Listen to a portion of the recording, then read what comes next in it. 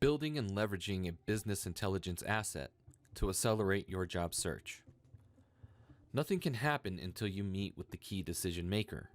To accomplish this, you must give that person a compelling reason to open a dialogue with you, invite you to meet, and finally, open an ongoing relationship which leads to the right position for the right reasons. It is not unusual that a position does not exist upon initial contact, but one can often be created once the dialogue has been initiated. This can be executed using one of two strategies. Strategy number 1. Using targeted business intelligence to find specific content that will provide an action or activity that will lead you directly to a company and person within that company who has specific challenges to address or opportunity to take advantage of. Then you can show conclusively you have the core competencies and specific experience to help address one or both. This is where the high impact resume is used. Strategy number 2. Create a targeted opportunity strategy letter that leads with well-defined challenges you believe are the most important the recipient would be faced with. Identify challenges for which you have the core competencies and experience to effectively address. This approach is even more powerful if the first paragraph includes a specific situation as described in the first strategy. Key sources of business intelligence. Number 1. Alerts. These are available from many sources and can be set up to deliver high potential business intelligence. Key assets are Google Alerts, alerts from business journals, company press releases, trade associations, trade publications, functional associations, financial newsletters, annual reports, LinkedIn companies and influencers. Follow as many as you can. In each case, you simply set up alerts using high potential keywords. Once an incoming flow of business intelligence is established, review each source and keep those that are meeting your business intelligence objectives, and eliminate the rest.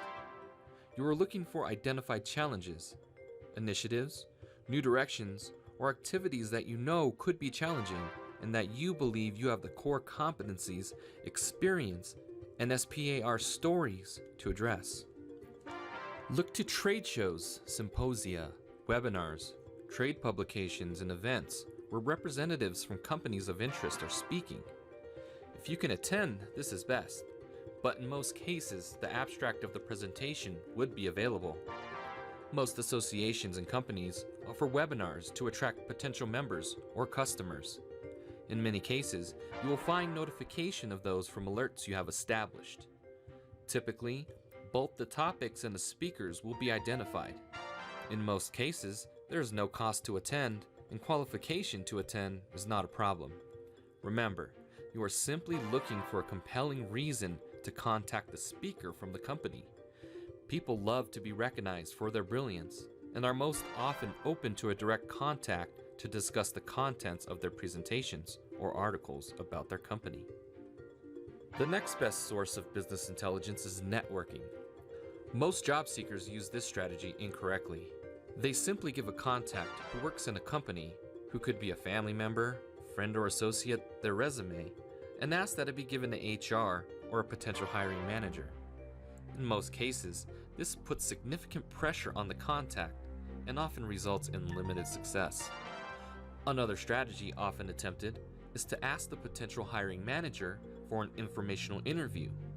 In the past, this strategy had some potential, but hiring managers have often found that the informational interview would quickly morph into an attempt to engage in a real interview, killing what could have been a valuable opportunity.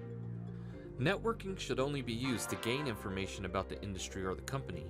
If you can engage someone in a target company and ask for their insight on the industry and their position, it can generate a great deal of highly valuable information. If asked correctly, and with a genuine interest to show appreciation for their input, it would most often generate a response to pursue questions as to why you're interested and how they can help. Another source is vertical, horizontal, company, and association job boards. Vertical job boards are those specific to an industry or function. while horizontal are those that cover every industry and function. In many cases, the job listings include the organization's name, or this can be determined by the employer description or contact information. In each case, you know a position exists, and you know the requirement, and hopefully the employer. If the employer is identified, you can apply as requested and wait for a response. If no response is received after you attempt to follow up, and the position is of significant interest, you can go directly to the expected hiring manager and use the high impact or targeted company strategy. You do not indicate you know a position exists. You simply contact the hiring manager as a solution to the core challenges you believe they are facing. Regardless of the provider of the job board, the strategy is the same. Our last source is direct contact by recruiters based upon LinkedIn or resume sourcing. Increasingly, both recruiters and employers are using LinkedIn and uploaded resumes as a ready available source of candidates.